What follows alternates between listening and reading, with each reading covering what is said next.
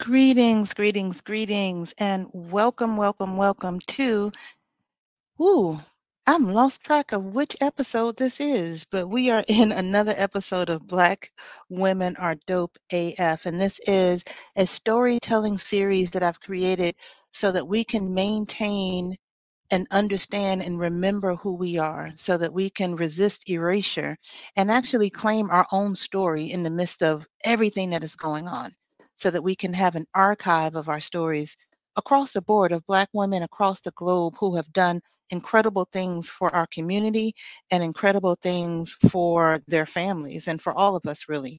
And again, it's across the board. And this month in particular, Pride Month, June 2025, we're honoring Black women and femmes who have done amazing things just in their existence, but also have done amazing things specifically for and within the Pride community, showing that clarity that we all are one. Now, who am I? Who am I? I am Barbara Ohuninifa. I am an author, an ancestral strategist, and the creator of Your Soul Knows the Assignment. And this is my latest course on decoding karmic patterns and walking your sacred contract with clarity and power. So if you're ready to stop spinning and start healing, check the link in the description. Enrollment is open. Early bird technically ends today, Friday the 13th, which by the way, happy Divine Feminine Day. Friday the 13th is a beautiful day to honor our ancestral mothers. So I'm glad that this is falling on a Friday the 13th. Well, I guess it always would whenever the Friday the 13th comes up. But in celebration of that, we have an early bird special, early bird, special for the Your Soul Knows the Assignment course. And again, that ends tonight. So if you're interested, get in there, shoot me an email, sign up for that vibe check call so at least you can have that part of it in and we can honor that Friday the 13th deadline for early bird. But tonight in this episode, we are honoring Ma Rainey, who was an incredible visionary, the mother of the blues, and a woman who was unapologetically herself. So before we get into it, click subscribe, go ahead and ring that little bell so that you know when we go live or when I go live. Because sometimes I have guests.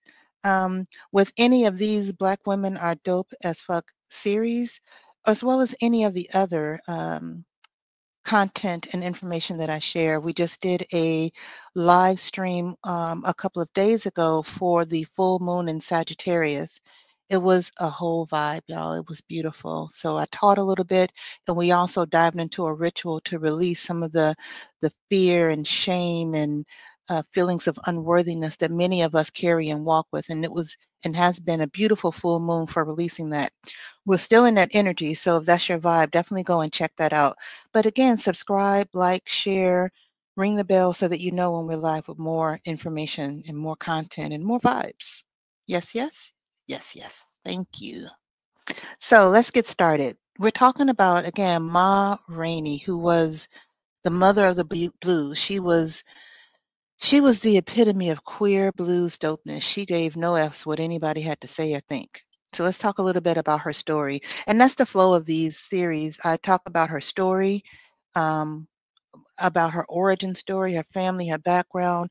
I share reasons why I think this particular, and in this case, Ma Rainey, is dope as fuck, why I think she's incredible and why she's being honored.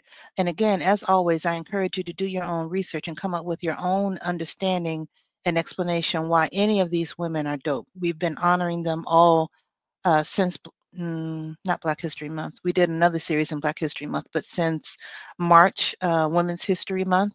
So you have, I think this episode might be episode 14 or 15. I'm gonna have to get back on top of that counting down, but I'm just in here getting it in. But anyway, I share why I think she's dope. Do your own research to understand why you may think she's dope, because there's something else about her life that may speak to you. And then stick around to the end because I'll share some of the wisdom that I see demonstrated through her life and her work, and some of the medicine on how we can apply her wisdom to our lives here today so that we can be stronger, we can be clearer, we can leverage and understand the wisdom that our ancestors have, including this ancestor, Ma Rainey. Now, Ma Rainey was born, getting into her story now, was born sorry, Gertrude Pridgett in 1886 in Columbus, Georgia. Now we know that location and that time period, she was in the midst of it. Reconstruction backlash when all the white people got mad that the federal government, in some ways, was actually supporting Black people coming out of slavery, trying to get us settled in, trying to have us have schools, be able to get educated, be able to work and make money, and for the purposes of taking care of ourselves. Um, but the white folks didn't like that, and there was a lot of Black backlash, racial terror, and that led into Jim Crow segregation. So basically, the, the forward motion Reconstruction gave to us, Jim Crow made sure that it went all the way back into damn near slavery, just short of that. But that was what she was born in and what she grew up in, born as Gertrude. Now, her father, Thomas, worked as there's not a lot of information about him. They say he worked as a laborer. Well, we know what that means. He was probably sharecropping and just doing whatever he could to support the family by hook or crook. Her mother, Ella, worked as a washerwoman. Again, another common form of work or employment that Black women did in the post-emancipation South. Cleaning, working, taking care of all the things that basically we did in slavery. They had us doing, or really closed the doors to anything else for us to do those things at what was just above a slave wage, just above it, if that. It was physically grueling, it was underpaid, and it was deeply racialized. We were still in the racial terror South.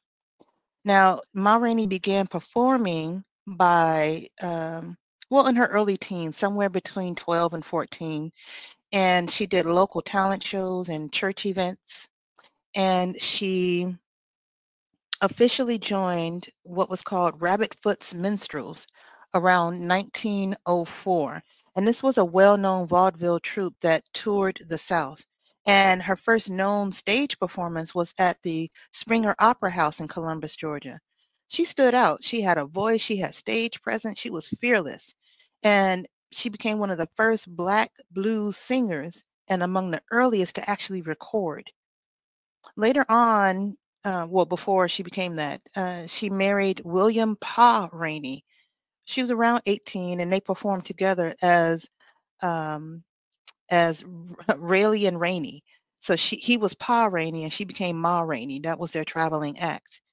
And he was a vaudeville performer. And again, they came together in their husband-wife act, and it was called Rayleigh and Rainey, Assassinators of the Blues. They toured throughout the South and the Midwest in these tent and vaudeville circuits. And to be clear, even that was highly racialized. They were objectified. They were taken advantage of by all of the basically the white people that owned the spaces that they performed in. But we did what we had to do, and they did what they had to do. But together in doing this work and touring, they helped transition the blues from this rural folk style to an actual performance genre. Together, they were married for about a decade, but the relationship was not, what you would think it is. It was more professional than it was romantic, as you could imagine, because Ma Rainey was queer. And we don't have a lot of evidence that they had an open marriage, but she sung about her relationships with women. She was known to have relationships with women. There was nothing secret, more or less. I say more or less because while it wasn't socially accepted, it was accepted in the music and blues and performance circuits that they were in, and everyone knew. The music's industry's underground spaces accepted that fluid sexuality much more than anything in mainstream society did. But she lived, loved, and she sang as a queer Black woman in the American South, and she didn't hide it. In 1928, she had a song called Prove It On Me Blues, and she references relationship with women. There's one part of the song where she says, "Went out last night with a crowd of my friends. They must have been women because I don't like no men," which cracks me up. She was not, she gave no F's. She just did, she was who she was. So, according to several oral histories and biographies, including those cited by Angela Davis in Blues Legacies and Black Feminism, Ma Rainey was arrested in Chicago in the 1920s after the police raided a party at her home where women were found to be dancing nude. It wasn't, just, oh, this is a salacious event. It really reflected a queer Black subculture that it existed even under surveillance. It existed during a time where this was not a common thing, but it persisted and they took care of each other. Now, the charges that they brought against her were pretty minor, and she was bailed out by Bessie Smith, who was her mentee and rumored one of her lovers. And it was an incident that shows how Ma Rainey's home was a safe space for Black queerness in a hostile society. Come there and be who you are and come as you are. That was the vibe. That was her vibe. And we give thanks for that. She's created safety and belonging for a lot of people that would not have been able to find it anywhere else. Now, during the 1920s to 30s, again, mainstream society criminalized and made queerness seem like something pathological. But in Black musical circuits, they were allowed a limited breathing room, especially in places like blues clubs and those rent parties, like in Chicago, New Orleans, and Harlem. Ooh, them rent parties. We might have to bring them back, especially with the times we in collectively, financially, and all the things. But I digress. It was also a space for female impersonators or drag artists who were popular in Harlem were able to be accepted and have belonging in these spaces. And again, these underground queer circuits allowed blues women like Ma Rainey and Bessie Smith to sing openly about same-sex desire, heartbreak, and pleasure. Like it's all the same things the heteros are going through, y'all. And these scenes had coded language. They had a way of speaking and talking to each other and having discrete signals and a certain amount of community vigilance to protect their freedom. The blues stage became one of the few places where Black queer expression survived. It was raw, it was real, it was defiant. And we give thanks to Ma Rainey for being a part of that and for allowing others to feel seen and to feel heard at a time, and even now, where it's difficult, if not impossible, to be seen, heard in that respect. So she shaped the sound and the soul of blues. She mentored legends, like I mentioned, Bessie Smith. She blended spirituals and Black folk traditions and raw emotional storytelling, and her music centered Black women's experiences. The heartbreak, the survival, the desire, and the joy, all of that, and all on their own terms. And she was known for her voice. She was known for that gold tooth and flamboyant style. She embodied confidence and defiance, and her song preached the same thing. And she recorded over 90 songs between 1923 and 1928 with Paramount Records, and she was one of the most influential artists of classic blues eras. Now, despite all that success, she was exploited by the white-owned record labels. Her contributions were minimized in the white mainstream histories of American music for decades. And she retired in the 1930s, but she continued running theaters and mentoring Black performers into her death in 1939. So basically, when she retired in the 1930s, she returned to Columbus, Georgia, and she purchased and managed two theaters, the Liberty and the Air Dome. You heard that? She bought and managed two theaters. She was not only a performer and a musician and an artist, she was a businesswoman. She remained involved in local Black entertainment and was regarded as a matriarchal figure in the community.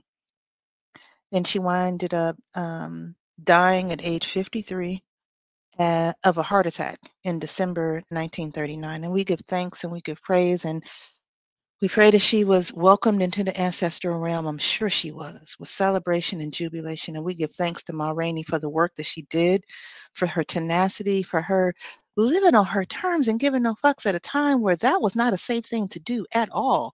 Is barely and oftentimes not even safe now in 2025. So she was amazing and ahead of her time. And that's just a broad reason why I think she's dope as fuck. But let me get into some more specific reasons about Ma Rainey, who sang her truth, her queer truth in a straight world. I don't know if the world is straight, actually. The world is pretending to be straight in general.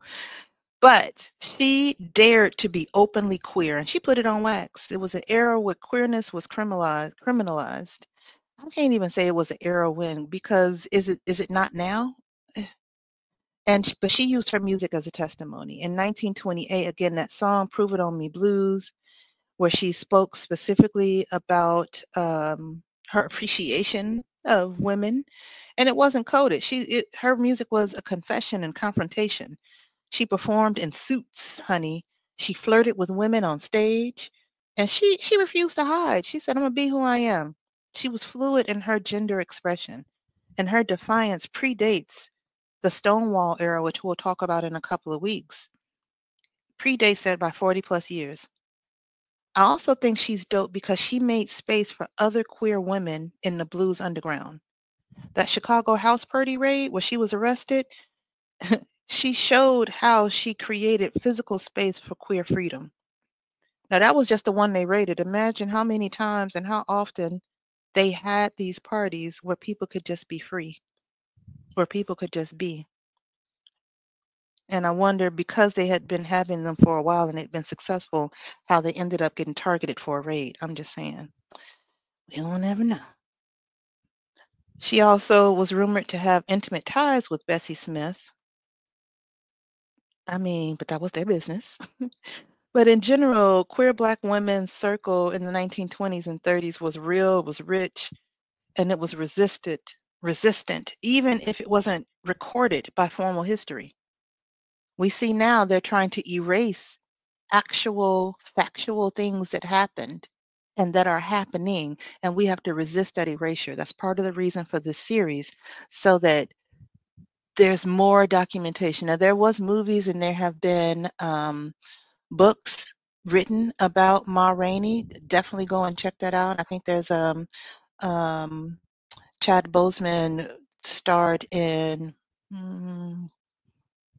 I don't have the name of the movie in front of me, but go and do some research. You can find some movies and some other content that talks about Ma Rainey's life. So there has been a reclamation, and we're just adding to that with this series. So we give thanks for her leaving that legacy for us. Another reason why I think Ma Rainey is dope as fuck is that she told Black women's story without apology. Her songs told the truth about men who mistreat and abuse women. It told the truth about the women who leave them, and it told the truth about desire and loneliness and revenge and pleasure. It was raw, it was real. She rejected this idea of, I gotta be respectable, or this image of a passive, pious woman. She gave voice to street smart, lusty, loving, and living Black women. She gave voice to the real, not this projected colonized image that was being forced on Black women. And not to say that she represented all Black women, but she represented a Black woman that was being erased, that was being ignored, that was being taken out of history, that was being subjected to a feeling of being less than. She gave voice to them, and she gave the mic to the working class, the queer and defiant femininity. Another reason why I think she's dope as fuck is that she turned the blues into a blueprint for survival. Now, we all know the blues was gritty. It got into the depths of what we were experiencing as a people in the South. And through her music, she mapped how to live through the grit, how to live through the trauma and the drama of post-Reconstruction Jim Crow. Her voice cracked and roared and seduced, and it mirrored the emotional landscape that Black people were going through in the South. She brought Black pain to the surface, as well as Black pleasure. She made room for the full human experience. And that in of itself, that could be like the main reason why she is dope as fuck. All of us need the space to fully be who we are and know that it's okay to have the full range of the human experience and not think it's all going to be light and love, because it ain't, baby. That ain't why we're here. We're here to experience all of it. but know that it's all for us. So as we go through pain, we also have pleasure. And we give thanks to her for bringing that into her music and into her craft so that others could experience it and know that it's okay. And the last reason why I think she's dope as fuck is, I mean, she ran her own business. She had her own stage. She created her own legacy.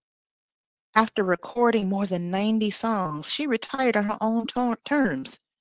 The theaters that she owned, being able to mentor and shape the next generation of Black entertainment in Georgia, honey, she did that.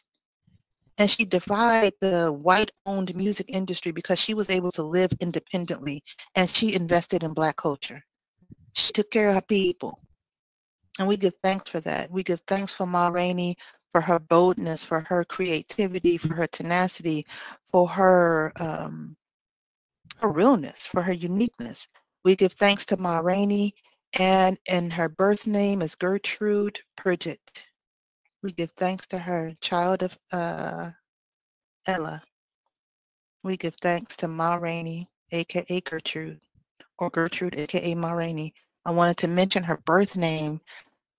I'm sure she is recognized and spirit recognizes and she answers and understands in the ancestral realm that name Ma Rainey that became her name. I also want to acknowledge the name that her mama gave her as well, because that is sacred. So let's talk about this wisdom. Let's talk about what we can learn from her and how we can open up and apply the wisdom from her life to what we are experiencing here today. How her life can be medicine for us. So one of the pieces of wisdom that I receive when I learn about her life and did more and dug more into it is that telling your truth out loud is kind of like survival. There was this line in one of her songs when she said, "They said I'd do it, ain't nobody caught me. Sure got to prove it on me." And of course, that was Prove It On Me Blues. And her lyrics weren't ever metaphors, they were always memories. She told stories. She used the blues to confess and to flirt and to testify and to warn. This was a time when lynch mobs and sodomy laws were taking people out, were creating its own state of fascism, which again, 2025, y'all, I'm just saying. And it's June 13th, so look around, understand what's happening around this time if you're watching the replay. For those of you here live, you already know. She made her desire public record, and by doing that, her voice was an act of resistance. When things are going down around you, you have to claim who you are fully. Telling your truth out loud is a kind of survival. So that's her wisdom. That's what she lived. And that's what she leaves for us. And how we apply that and make that medicine for us is that we say the unsayable before it gets buried. Every time you speak your truth, you make space for someone else's. You make it okay to be fully known every time you show up authentically. And understanding and changing your mind around being visible. Visibility isn't about vanity, it's about protection. And that may seem counterintuitive because oftentimes being visible to the enslavers, the colonizers, the people that were in charge, the white people that were in charge, especially during slavery, during Reconstruction, and for damn sure, you know, Jim Crow, just like in slavery, to be visible was to be in danger. But there's an aspect of taking your voice, taking your authenticity, taking your own story, and being visible and loud and vocal with it that protects you because no one can rewrite your story. No one can say, as they killed you, you liked it. I'm always screwing up that quote.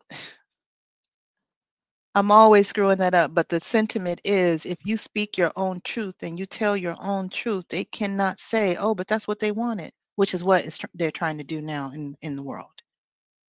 So that wisdom, telling your truth out loud as a form of survival, lends itself as medicine to our lives now to say the unsayable and to understand that visibility isn't vanity, it's protection.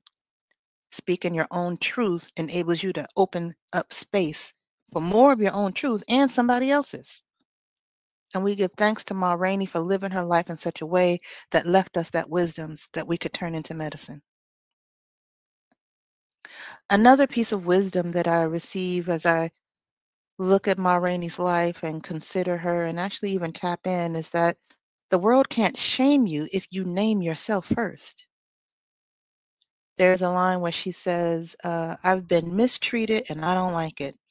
I'm going to change my way of living and get me a brand new start. She sang about her pain. She ain't sugarcoat it. She been mistreated and she ain't like it.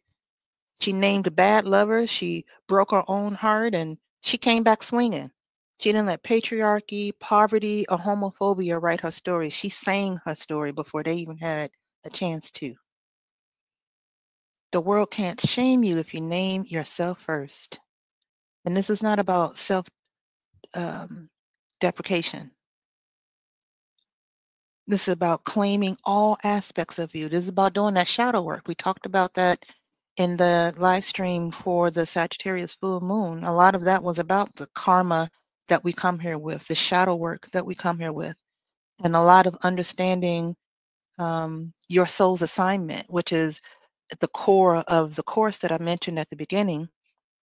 And that course is starting June 26th, a week after Juneteenth. That your soul knows the assignment is about getting to the core of who you are and understanding your karma, understanding your traumas, and understanding your shadows, because all of that is still a part of you. And until you claim it and integrate it, you're going to be at odds with yourself. Ma Rainey, I don't even know if she needed to do the work or did she just already, you know, have that perspective. But whichever way, I'd imagine that doing her music and living the life the way she did helped her to integrate all parts of herself. And there's things we won't know because things weren't documented. I'm sure she went through some things, but she created and lived a life and put it on full display. The world can't shame you if you name yourself first. And that medicine from that wisdom that we can apply is to own your mistakes. You're human. You can't hide that shit from people. You make mistakes. We all make mistakes.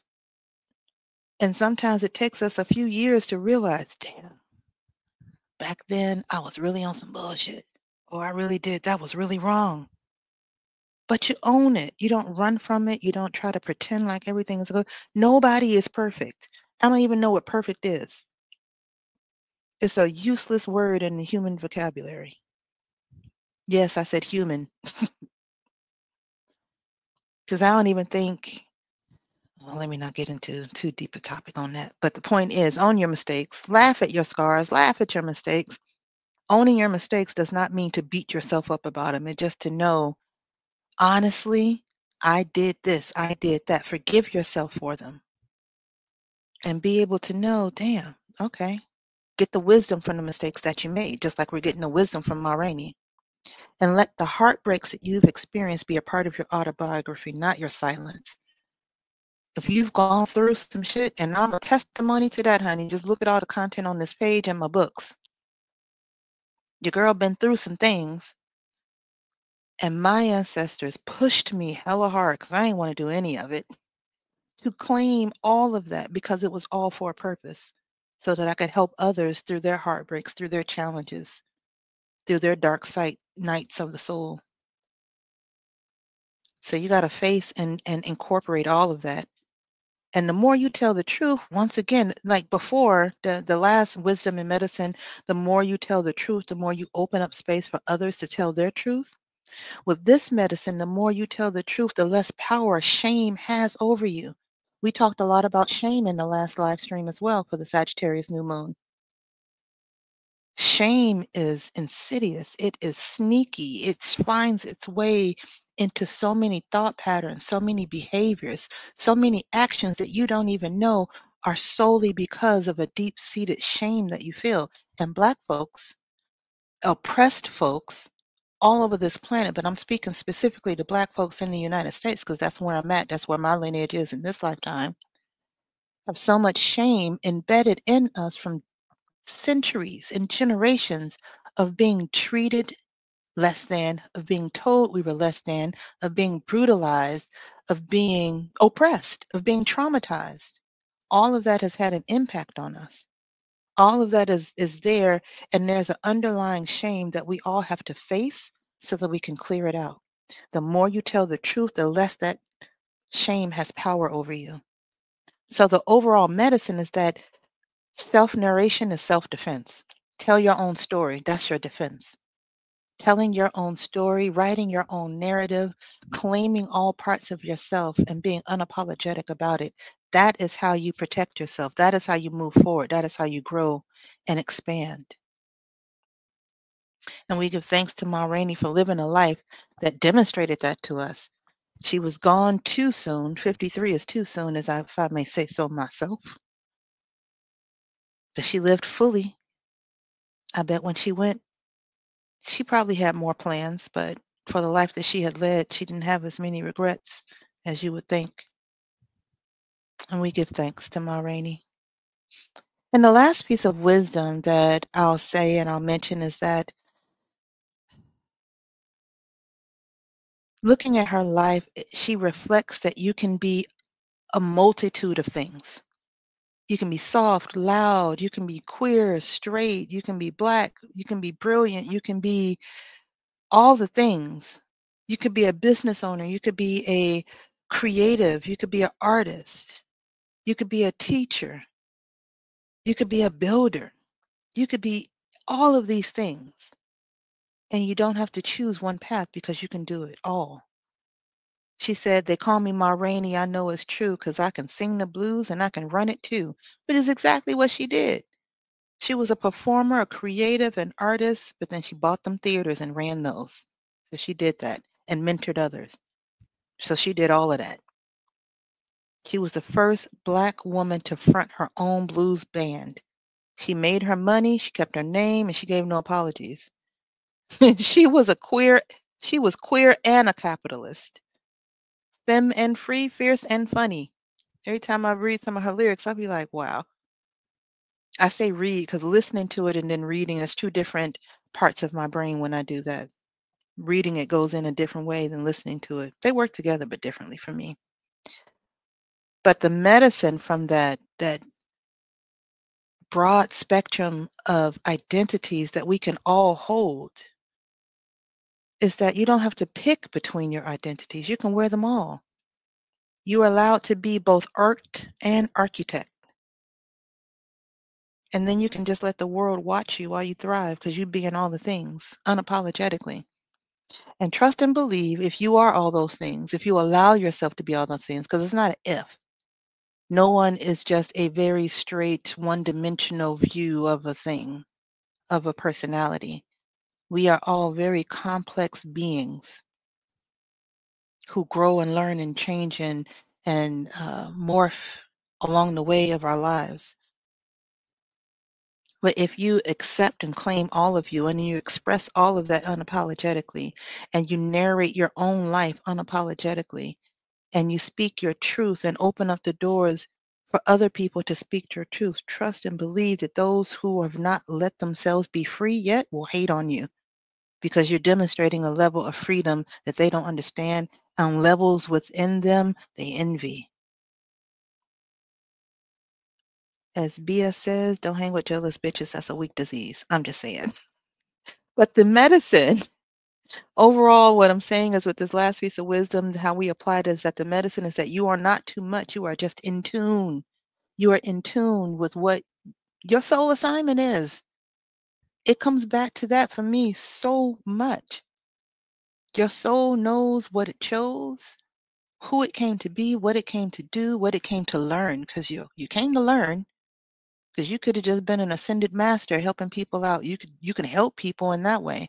But if you needed to come down into a physical body and be amongst the people and live a life, you had some learning to do too. And the soul knows what the curriculum is. It's both a student and a teacher, and it knows both sides. It knows what's popping. We just forget when we're born. Knowing who you are or working to be in alignment, in tune with that, is knowing that you're not too much. You just are who you are. And it's beautiful, it's messy, It's amazing, it's loving, it's joyful, it's hard, it's difficult. It can be on some bullshit sometimes, and sometimes it's amazing. It's all of it. And we can accept that and bring that into our lives and be okay with that and be joyful about that. So we give thanks to Ma Rainey for living a life that gives us her wisdom, that gives us her insights, her ways of looking at at life and at the world. And this isn't about yes, it's about her gender expression, but for those folks, and probably no one that is homophobic is actually even watching or listening to this, but that freedom that she was able to express applies to all of us, no matter gender expression or sexuality. All of it, being able to claim fully who you are and walk in alignment with that unapologetically, even the world's trying to force you to be and do something else. That is wisdom for all of us. It doesn't matter your gender expression. Let's take a deep breath.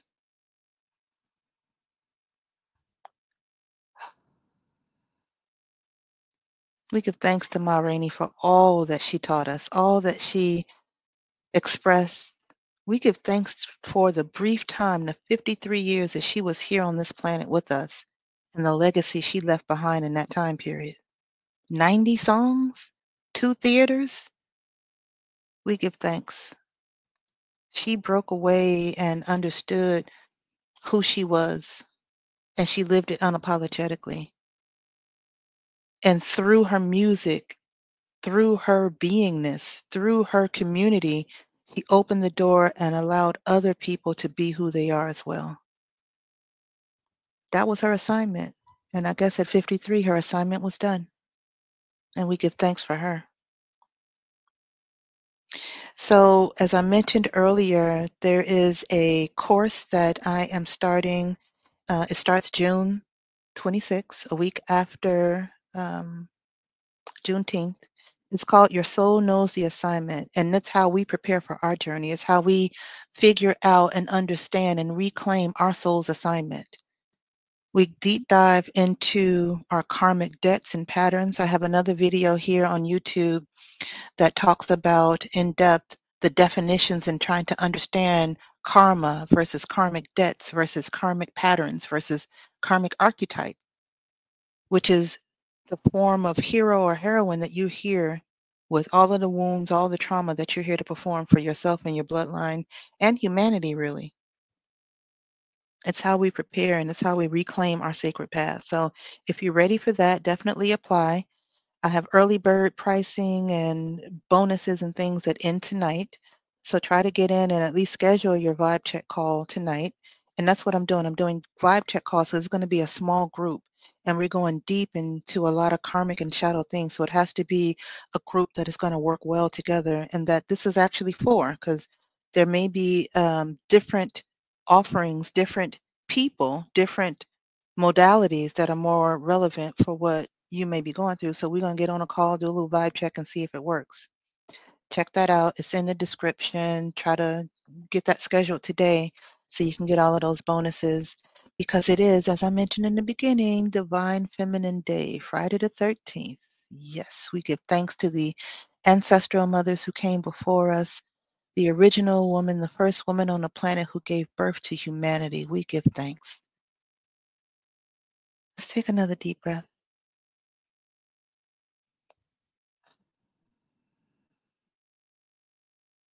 And again, subscribe. Share this with another dope Black woman that's trying to learn and grow and heal and find herself and remember who she is. And keep showing up for yourself. Keep showing up like your soul planned every step because it did. As difficult sometimes as it may seem, every step that you're taking, the soul planned. It's just a plan. The soul got multiple plans. So if you take a misstep, it's going to create a new plan around that misstep that you took. So none of it is a misstep, really. And with that, I say, as always, until next time, take good care of you. Peace.